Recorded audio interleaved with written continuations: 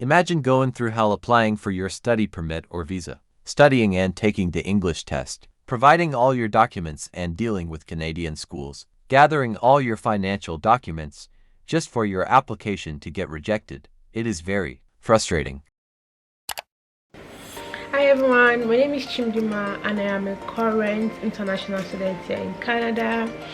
I've been in Canada for 3 years now and I share content that are related to students, especially students' life in Canada and studying in Canada in general. So I'm currently applying for my study visa renewal. My study permits are all expiring at the end of this month. I already applied for a study permit renewal. It's already got approved. I already received it. I have it like right here with me. So you're going to get a step-by-step tutorial because we're going to do it together right now. I'm going to also share with you links that I think would be helpful to you to access more information about the whole application process for study permit, study visa, renewal of your study visa, renewal of your study permit. What document do you need to apply for your study visa? The very first thing you need is your passport. You need a valid passport, and I recommend the passport you are using to be valid until the end of your study program, so that you won't be in my situation where I had to renew my application because my passport was expiring in 2 years and I was studying a 4 years program. Because once your passport is expiring, all your documents expires, your study permit expires, your study visa expires, your SIN number expires, literally every single thing that keeps you in Canada expires. So try to make sure your passport is valid until the end of your study program. If not, then you would have to renew your study permit and visa just like I'm doing. You need a proof of financial support. You need a proof that you or your sponsor, let's say your parents or your guardian, can support you during your stay in Canada. You will need at least 1 full year of your tuition fee. So if your tuition is, let's say, $30,000 per year, you need $30,000 and a minimum of $10,000 1 year's living expenses. So if your tuition is $30,000, then you need to show a proof of minimum of $40,000 in your proof of financial support. Additional funds will be required if you have dependents like your children or your spouse coming along with you. Assets like real estate, stocks, businesses that you own are things that you can put down in your documents. 3. Your school transcripts. So this one is not for students who are applying for the first time. For we who are current students and want to renew our visa, we need to show our transcript. It doesn't have to be an official transcript. You need a digital photo, like a professional digital photo. 5. You need a proof of next term enrollment. So this is for people who are current students like me. So I need to show a proof that I am currently a student in that school. If you're a first-time applicant, this is where you have to submit a letter of acceptance that you've been accepted into a school. Then lastly, you need your study permit. Okay, so the first thing you do, you'll be logging into your IRCC account, which you would probably have if you are already a student. But if you are applying for the first time, you will go to www.cic.gc.ca.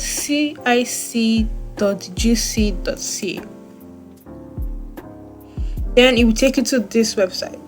So you get to choose what language you want, English or French. So I'm going to go with English. Okay, so this is the IRCC website. So for us, we'll be going to sign in or create an IRCC secure account. If you are applying for a study permit, you would go here, study, apply for or extend your study permit. So this is where you'll be going to. But for now, we are applying for a visa. So you click on this. Okay, so you get at the option of signing in with a GC key or you sign in with a sign-in partner. So sign-in partners are like financial institutions like banks in Canada, while this is just you creating a username with your password. So if you have an account, just click on whichever one it is you have. If not, don't have an account, you register. So you click on this and then you create your own account by either using a GC key or you sign in with a sign-in partner. Okay, so once you've created your account, you can then sign in. Then it takes you to this page. You agree or you accept. Then you just answer your security questions. You can see I have various applications that I've applied for in the past. You click on apply to come to Canada. Even if you're already in Canada like myself, you still click on apply to come to Canada. Then you need to enter a reference code to begin your application. So what is a reference code basically? So you get to see these question marks beside different questions. Just explain what the question is asking for. So for here, you can see that your personal reference code is a unique code assigned to the personal document checklist generated by the Come to Canada Visa, blah, blah, blah, blah, blah, blah, blah. Like you see what this is asking you for. So they usually give you this code at the top of your checklist. If you're in my shoes where you don't have a personal reference code because you are not coming to Canada for the first time, you're already in Canada, you're just renewing your visa, you would come here and say, I don't have a personal reference code. So in this page, you would have the option of applying for express entry, international express Canada, and study permit or study visa. So I don't have that option here because I already started my own application. So it doesn't give me that option, but for you it will give you that option, and then you will click on that option. When you click on that option, it's going to take you to more questionnaires which you are going to fill. Start filling the form. So the first thing, what would you like to do in Canada? You choose study, visit, work, whatever it is. So for us, it's study. So you click study. How long do you plan on staying in Canada? Temporarily, more than 6 months. So you click on it because your program of study is going to be either 8 months or more than 8 months. In my case, it's 4 years. So it's more than 6 months. Select the code that matches the one on your passport. So I'm Nigerian and I have a Nigerian passport, so I go with Nigeria. What is your current country or territory of residence? So for me, I'm currently in Canada, so I select Canada. So it depends on your situation. Do you have a family member who is Canadian or permanent Canadian citizen or permanent resident? No. Then you enter your date of birth. Then you go to the next page. Are you a lawful permanent resident in the United States? Blah, blah, blah. No. What is your current immigration status in Canada? I'm a student. So you get to choose student, worker, visitor, temporary resident, holder, refugee, living caregiver. So me, it's student. Okay, what is your marital status? Are you married? Are you single? Are you legally separated? Are you divorced? Are you widowed? So you pick whatever it is that you are. What is your province or territory of destination? So this is usually if you're coming to study, like what school, what province in the school you are going to study in. So you select the province. Right. So based on my results, I am eligible to apply for a study permit or a temporary resident visa. So I already have a study permit, so I don't need to apply for a study permit. But if you need to apply for a study permit, then that is where you click on continue here. But for visa, you click on continue here. So continue. Okay, we are almost there. So they're going to ask you a few more questions. So they'll be able to provide you with the appropriate documents you need to submit the application. So you click on continue. So which of the following describes your situation? I already have a study permit. So I'll click on I have a study permit. So depending on your program and your school, this situation might be different. So you might have an open work permit. You might have a work permit restricting you to work for a specific employer. You might have a study permit for a specific institution. Like it all depends on your situation. But most times, if you're here for your studies, it's going to be I have a study permit. And you go to next. Alright, then you get to review all your answers to see if you've made any mistake or if you've done anything wrong. Basically, just review all your answers. So I didn't go through all the application questions, but they would ask you so many questions that you just need to answer. Basically, like this one: do you have a medical examination performed by IRCC? Blah blah blah blah. So for me, it's no. Don't lie. Never lie. Say the truth. I don't have a medical exam performed in the last 12 months. That doesn't mean I've never had an exam performed in the past. So you answer the question honestly, because if you answer it wrongly, they might need the documents from you and they'll assume you don't need it because you answered wrongly. So answer correctly, so they'll provide you with the appropriate documents that you need. So yeah, they asked me, do you want to work in the following job? I'm not here for a work permit, I'm here for a study permit. I'm here to study, right? So I'm not here to work for anybody. So I pick no. Yeah. Are you submitting an application for a family member? No, it's just for me. I'm submitting for myself. Are you giving someone access to your application? No, because I'm doing it myself, right? If you are giving an agent or someone to do it for you, this is where you select yes, right? And you just answer everything. They're just telling you need a digital camera or something just to scan your documents. You need to pay with a credit card, and then yeah, just be clear about the fees. So you click on continue. Yeah. So they just tell you different steps that you have to go through to submit your application. So step 1, you have to log into your own account to submit your own application. You can't use someone else's account to submit your application. Then you save your application. So it states here you have 60 days to submit your online application. So if this 60 days pass and you've not submitted it, then your profile, like the application, will be deleted permanently. So for me, it showed I had 44 days left, right? So that means I started this application about 15 days ago. Then you also need to upload your documents. So it's best to have all your documents ready before you start applying. I started applying before my study permit arrived. That's why mine shows 15 days. But I knew that my study permit was going to come early because it says the wait time is 6 weeks. So I started applying when it was like the 4th week or 3rd week. So you just go through it, and the last step is for you to pay your fee. So you go to continue, and then these are the documents you need. So for me, you can see mine is showing uploaded because I've uploaded all these documents. So the only thing left for me now is to go to next and then pay the $100 fee for visa. For study permit, it's $150. For visa, it's $100. So I already went through what kind of documents you'd be needing at the beginning of this video, but let's just go through it one more time. So the first document is the application form. So this is the application form. You just click on it and then it opens in a new window right here. Okay, so what does it show? It's showing like an error. So this is normal. It's not, you're not doing the wrong thing. This is normal. It's going to take you to this page. What they want you to do is to download and save it. So depending on the type of computer you have a different ways of saving things online, right? So for me, I go here, save as. I select, so I literally have a whole page on my application. So you get to save it here and then you open it. So let's save this somewhere. The application form looks like. Just fill in the information. Your UCI number is going to be on your study permit.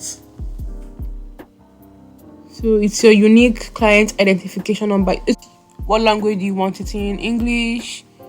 What type of visa you are requesting? Visitors visa. Okay, then your full name, your date of birth, your place of birth, your citizenship, your country of residence right now, your marital status, like basically just questions about you that you would answer. Just your own questions. Your language, your passport number, your US or PR card, if you have one. If you don't have one, you just select no, and then everything just gets slashed out, so you don't need to answer these questions. Then your address, basically your information, everything about you. Just put in everything. Your employment information, if you were employed before. If not, you just leave it blank. So you just answer everything. Answer it truthfully. Yeah, and when you're done, you sign. If you are 18 years or above, you sign. Like for me, when I first came, I was 16 years old, so my parents did the whole thing. I never applied for anything on my own. They did everything for me. But if you are doing your application by yourself, then you need the signature of a guardian or your parent. You put in the date. Then you click on validate. Okay, so it's showing me error because I haven't filled in anything in the form. But for you, it's going to be validated and it's going to be fine, right? Okay, so let's go back. So that is the application form. So once you fill this, you just click on this and upload. So for me, it's telling me to update information because I've already uploaded my documents. So if I want to change something, I can update. I need a recent education transcript because I told them I am currently a student and I just need to renew my visa. So I need to show them my transcript. So what do they need exactly in my transcript? So open it. So it's going to explain if you're applying for a visa to return to Canada or you have a value box permit or study permit, you must upload your recent school transcript. So your transcript will contain information about what classes you attended, your grades, when you took the classes, like the year or the semester, your final mark if you finished your studies. I'm still in school, so I won't have this. The reason why you didn't come to study, just basically your information about just your transcript. It doesn't have to be an official transcript. Just basically show your grades, your school, and everything. Then you need your work or study permit, right? So that's why I said you need your study permit, so you apply for this. Then you need your proof of next term's enrollment. This is just something to show that you're officially attending an academic institution and I'm going to be enrolled next year. So if you're applying for a visa for the first time, you wouldn't need this. Instead, you would need a proof of acceptance from the school. So a letter of acceptance. Then you need your so your official passport. So it's your legal form of travel document. If you don't have a passport, then have a travel document that has your name, date of birth, document number, citizenship, blah blah blah. And a proof of means of financial support. Yeah, so this is a long list. So basically they want you to show that okay, you can support yourself. Proof of financial statement, you just need documents. You can type it. Yeah, you have to type it because it's online. You can type it, put in pictures of your bank statements for the last 3 months. Just explain to them that you have money to sponsor yourself. For me, my parents wrote my letter for me and said, oh, they are my parents and they are here to support me. This is the money they have in their bank accounts. They put in their bank statements.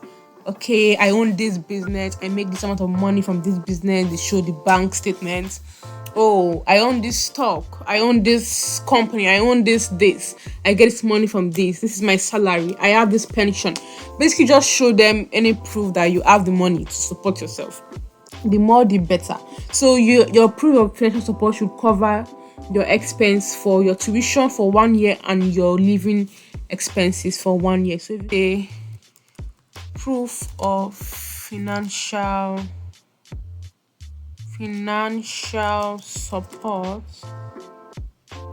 IRCC study visa.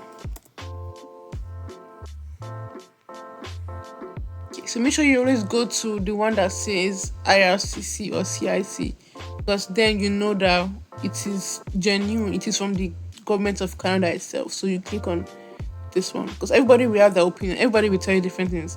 But you need to go to the right page, the Canadian government page itself.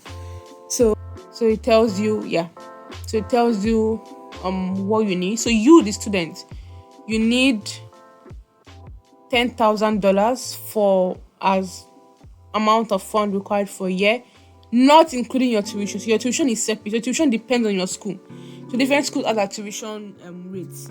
Most times universities are usually very expensive. So they're usually about $30,000, while some colleges are about $15,000, $7,000. So it depends on your school. I made a video about total cost study in Canada. You can check it out. So it varies with different schools. So not including your tuition, you need $10,000 to show that you have this amount of money to take care of you, like your feeding, groceries, everything. Then if you are coming with a family member, you need extra 4,000 for that family member. If you're coming with another family member, so 2, you need $3,000 for every person coming with you. So you are coming with your children, you need this extra money for them. So the way they do it is that they see it as you're going to be spending $833 every month, right? So your feeding, your rent, basically your bills, internet, everything. So they approximated that you're going to need $833,000 every month, which is not a lie, because if I'm being honest with you, I spend, if not more than $1,000 every month. So yeah, so they're being fair by telling you to have this amount of money. So you can go through everything here if you want, but that's what your proof of funding should contain, just information that you have that money. Then you need a digital photo. So it's just telling you that your photo must show your front head, your top, shoulders. This is the size of the photo they want. Okay, so once you're done with all those, these are the documents that are required. Then these are additional documents. So it's up to you to upload anything you want to upload here. So it's just for you to, if you have a letter of explanation, this is where you get to put it, but it's not compulsory. When you're done, you go all the way to the bottom, you click next, and then you just pay the money. I'm not ready to submit my application yet. That's why I haven't, I'm not going to click on next. But basically, they're going to ask you for your bank details, and then you put it in, so they just charge your account. So you need a credit card, right? So you just put in your credit card information, and then they will charge the accounts you provided. So that's basically all you need.